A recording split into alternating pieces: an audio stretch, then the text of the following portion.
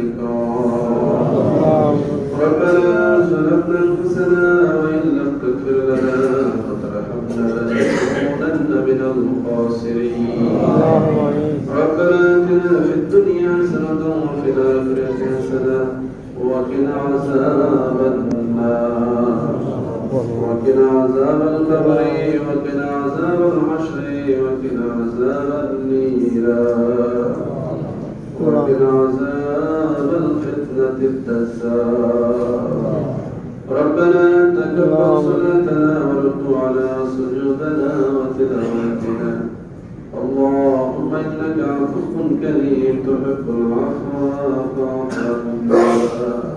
اللهم اكفنا بحلالك عن حرامك وأغننا بفضلك عمن سواك يا دائم العز والبكاء يا الجلال والجود والعزاء يا معصوم يا ذا العرش المجيد يا فعال لما يريد.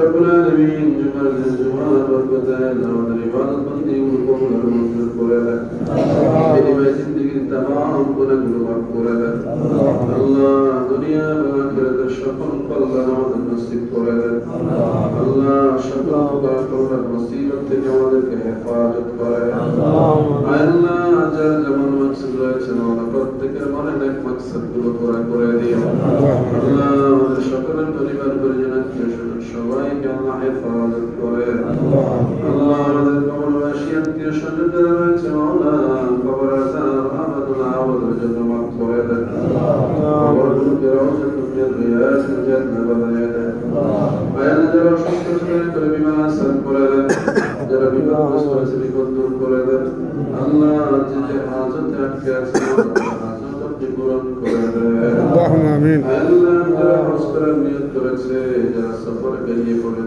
جرى بمولا حديث كافي قبول المنزل قرآن الله كان كبر مهمان شفاعة الشريف حديث قبول قرآن الله حديث شفاعة الشفر الخريات نصر ويستقبل قرآن دائما الشوائك بقبول المنزل قرآن وفر بالأمر الله إن الله بصير بالعباد آيسين أجياس المستغيثين بفضلك يوم يؤخذ بالنواصي.